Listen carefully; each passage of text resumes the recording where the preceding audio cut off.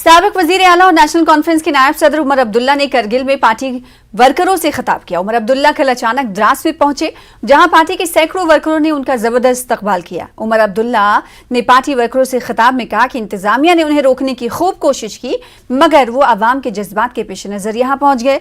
उमर अब्दुल्ला ने press conference में UT इंतजामिया की नाकामी पर अफसोस का इजहार किया। अगर हमने डिस्टर्ब करना होता, 2 दिन हो गए हमें यहाँ पे, बताइए ना, कहाँ पे डिस्टर्ब किया हमने, कहाँ पे हमने माहौल बिगाड़ा, कहाँ पे हमने कोई ऐसी बात की जिससे कि लोगों के जज्बात के साथ कोई खिलवाड़ हुआ हो। हमने आके अपने साथियों से मुलाकात की, वही बातें की जो हम इससे पहले भी करते आए। हमने यही बातें जम्मू में की, यही बातें श्रीनगर में की, यही बातें वज़ीर आज़म साहब के सामने दिल्ली में की। तो अगर यही बातें हम करगिल आके करें तो किसी को एतराज़ क्यों? हमारा फ्यूचर है, हम लोगों के जज्बातों की जो है तर्जुमानी करते रहेंगे। इलेक्शन आएंगे, हम साथियों से मशवरा करके इलेक्शनों में हिस्सा लेंगे।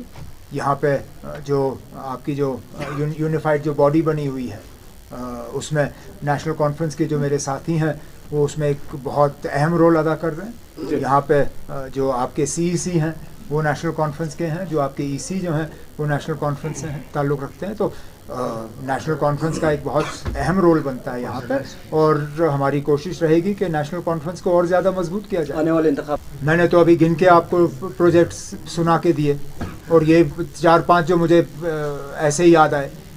अगर मैं अपने साथियों से बात कर लूँ तो शायद एक बहुत बड़ा लंबा लिस्ट होगा। यूटी वाले ज़रा लिस्ट पढ़ के हमें सुनाए ना। सर यूटी में क्या नया बना? सर यूटी फाउंडेशन डे पे CC साहब ने कल बहुत सारे डेवलपमेंटल एक्टिविटीज के बारे में जिक्र किया। वो तो नेशनल कॉन्फ्रेंस ने किए ना। CEC कौन, बीजेपी के हैं क्या? CEC नेशनल कॉन्फ्रेंस के हैं। तो अगर CEC साहब ने प्रोजेक्ट्स गिने, वो हमारे खाते में ही गिनते ना। फंडिंग यूटी एडमिनिस्ट्रेशन से हुआ है। सर मैं माफी चाहता हूँ, मैं माफी चाहता हूँ। अगर ले में हो रहे हैं, वो क्या बीजेपी वाले अपनी जेब से निकाल रहे हैं पैसा? फंडिंग कहाँ से आता है? वो आप लोग फंडिंग देते हो ना, ये आपका टैक्स का पैसा है जो लगता है यहाँ। यूनिवर्सिटी बनी कहाँ से आया? आपका अस्पताल बना कहाँ से आया? आपके जो ये टूरिज्म का इंफ्रास्ट्रक्चर है, आपका एजुकेशन का इंफ्रास्ट्रक्चर है, कहाँ से आया ना? अगर फंडिंग नहीं था तो प्रोजेक्ट आए कहाँ से ना? ये तो बड़ा आसान है आपका कहना ना, आपके फंडिंग नहीं। अगर फंडिंग नहीं तो बने कहाँ से? कहाँ से बने ना ये बड़े बड़े प्रोजेक्ट्स आपके?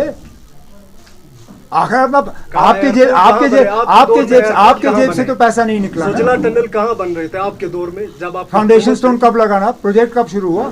हमारे दौर में ही हुआ, खाली हमारे ही दौर में हुआ। वो काम नहीं बनाना सर अभी काम शुरू भी हुआ।